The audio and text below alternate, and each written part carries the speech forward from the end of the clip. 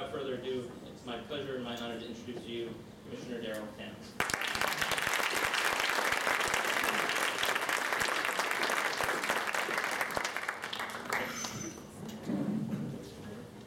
Thank you very much, Matthew, and to Jessica and all of you.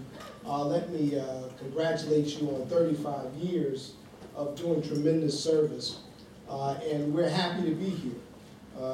You know, there's the age-old question of which came first, the chicken or the egg, and today we have to ponder which came first, NPC or Matthew Nelson. I'm not sure. It may be a tie. You know, City and State, our newspaper, has named their rising stars. And last year, Matthew Nelson was named the rising star. Something that you and I already knew, that definitely Matthew's a rising star. He's doing a tremendous job as president of our OCR area and ushering in a new era of relationship building.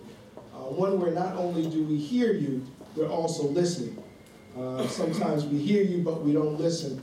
But I think that in order for us to really make a difference as we go ahead, changing the lives of New Yorkers, changing New York communities, certainly we have to be in it together. And I thank Matthew for his leadership in that area. I also want to thank all of you. 35 years is a tremendous achievement, especially in doing the work that you get. Being honest and letting you know that not only do we hear you, but we also listen. We know that sometimes you do it in a challenged type of way.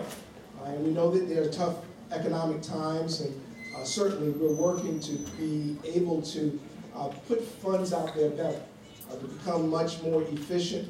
We understand and respect the jobs that you're doing, and we will continue to look to be partners with you.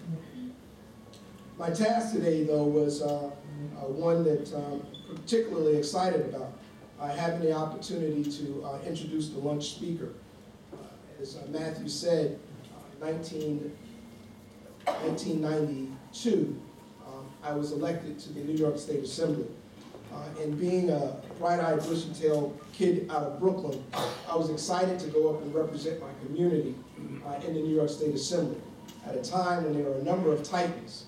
But when I first walked into the chamber, I saw this figure from across the room who just, you know, had one of those looks that just demanded attention. Tall guy, with a ponytail, and just stood in an authoritative type of way. And I looked at him and I said, you know what? That's where I want to be.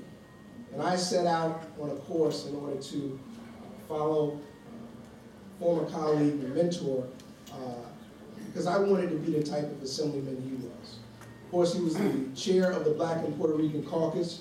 So over in my time, I had to be chair of the Black and Puerto Rican Caucus too. At the time that I came in, he was the chair of the Banks Committee. So I had to aspire in order to become chair of the Banks Committee. So I was happy that I was able to kind of follow him along that way. I think the thing that made him a striking figure was the way that he grew up was very similar to the way that I grew up. I grew up in a neighborhood that had faced many, many transitions. And he stepped up to leadership not because there was a call, but he was just doing the type of things that he felt that he needed to do. You know, struggling during those times and raising a family and wanting to be committed to his community, he was one of those guys who had a million jobs. But never was there a time that he did not have time for his community. So while serving as a cab driver, he sometimes would deviate from his routes because he would have to take one of the elderly ladies in his community to court in order to face a housing court judge. Or he would have to go knock on a door in order to let the landlord know that it was time to turn up the heat. I guess you could say that even before NPCs and the NPP program, he was serving the same purpose that you guys serve today, being a tremendous community advocate. As I said, when I came in, he had that long ponytail and was certainly one who was an authoritative figure. I guess if I have to introduce him in a technical type of way, I would go back to my days in school where I learned this poem that has always stood out to me. The author is Rudyard Kipling. And the phrase goes this way: if you can walk with the crowd and keep your virtue, or walk with kings nor lose the common touch, if neither foes nor loving friends can hurt you, if all men count with you, but none too much, if you can fill the unforgiving minute with 60 seconds worth of distance run, yours is the earth and everything that is, and which is more, you'll be a man, my son. Now, certainly not my son, but he is the man, our luncheon speaker, Herman Denny Farrell.